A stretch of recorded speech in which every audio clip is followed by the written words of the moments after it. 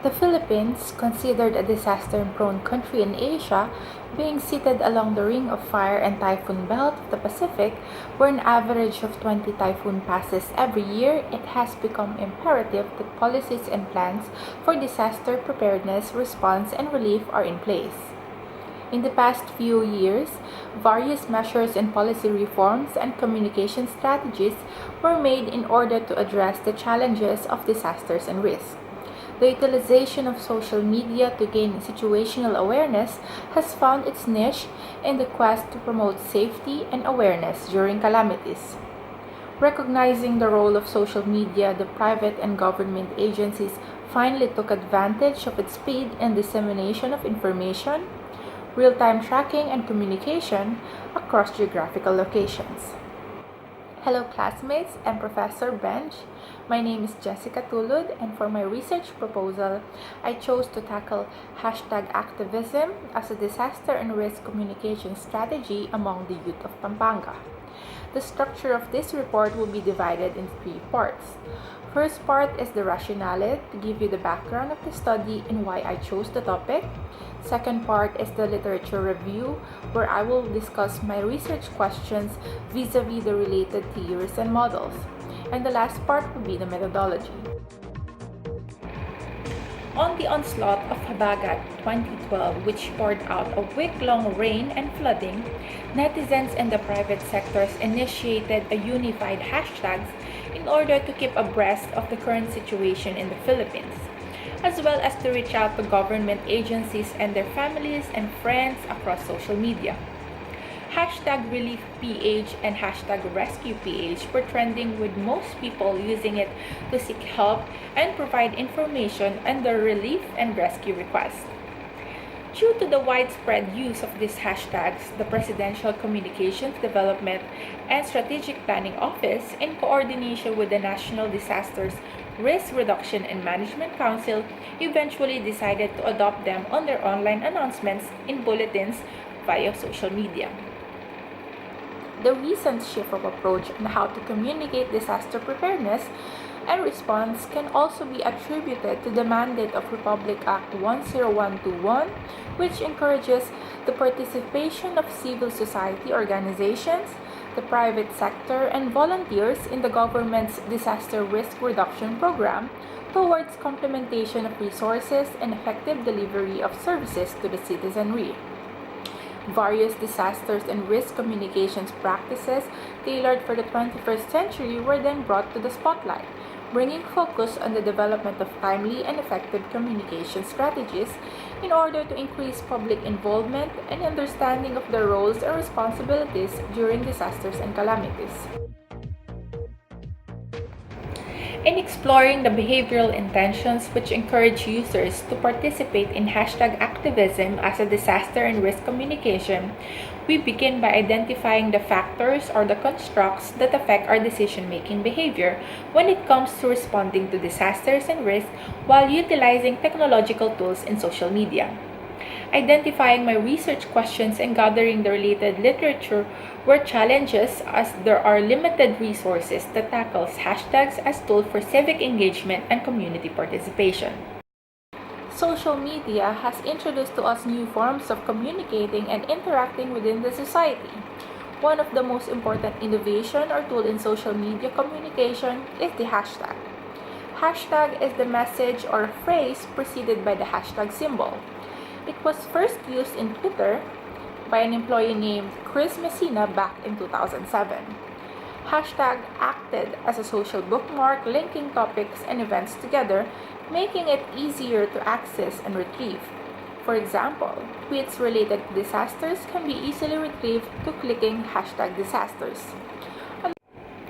The released report of the Presidential Communications Development and Strategic Planning Office promotes the use of standard hashtags like RescuePH for NRRMC and #ReliefPH for DSWD in order to monitor, track, and consolidate information regarding disaster risk identification and prevention. After the Office of the Presidential Communication agrees on the hashtag, it will then be disseminated through different media outlets in order to inform the public to carry out the standard use of appropriate hashtags.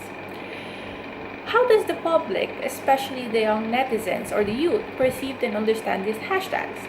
Why do they use hashtags as disaster risk and communication strategy? And how do they decide on joining or not joining hashtag activism in social media? In order to answer these questions, related literatures were reviewed and several communication theories and models were collected to determine the appropriate framework in which to base the study. The first is the theory of reasonable action by Activism and Fishman, 1980, which explains that the intention is antecedent of behavior as well as a function of attitude towards the behavior and the subjective norm. Let us focus on the subjective norm, which is defined as the belief weighted by behavior's likely consequence, or in simpler terms, the belief about whether most people approve or disapprove the behavior. This is an important variable to our study as it redefines social media's role in our everyday life.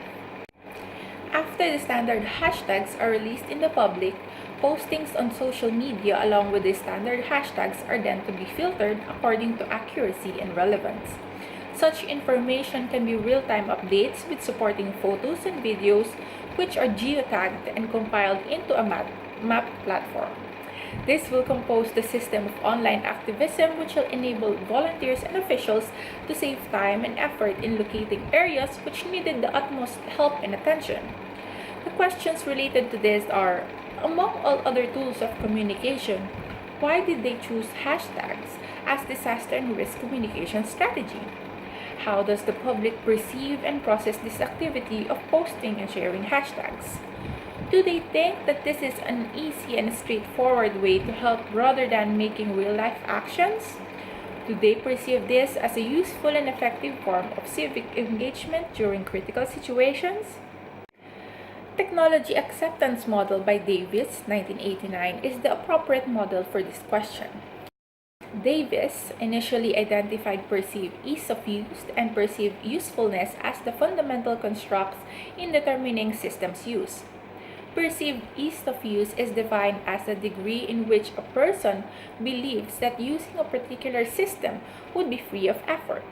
Perceived usefulness, on the other hand, refers to the degree to which a person believes that using a particular system would enhance his or her job performance.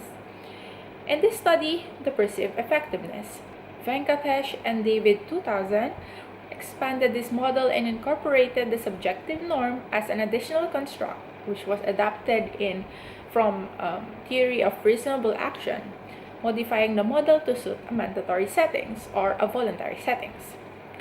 Eventually, several constructs became significant over time, which resulted in the unified theory of acceptance and use of technology. Venkatesh, last 2003, identified social influence, among others, as one of the direct determinants of user behavioral intention, which leads us to the third question. What is the role of the network society on their adoption and acceptance of hashtag as a tool for disaster and risk communication? How is their social network or their connection influence their intentions and actions in promoting and utilizing these hashtags? Besides being a bookmark of information, are there any function of hashtags?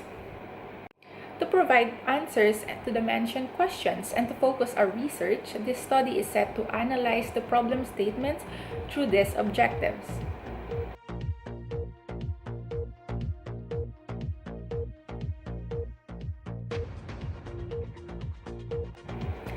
In investigating user intention, user perception and social influence are the two main constructs that positively relate to behavioral intention. Perceived feelings and views were adopted from TRA and TAM to understand the user's intention to adopt or to not adopt hashtags as a communication tool. Meanwhile, social influence in the context of the study can both be an antecedent and mediator in explaining socio-psychological intentions in media and communications. These are the proposed hypotheses.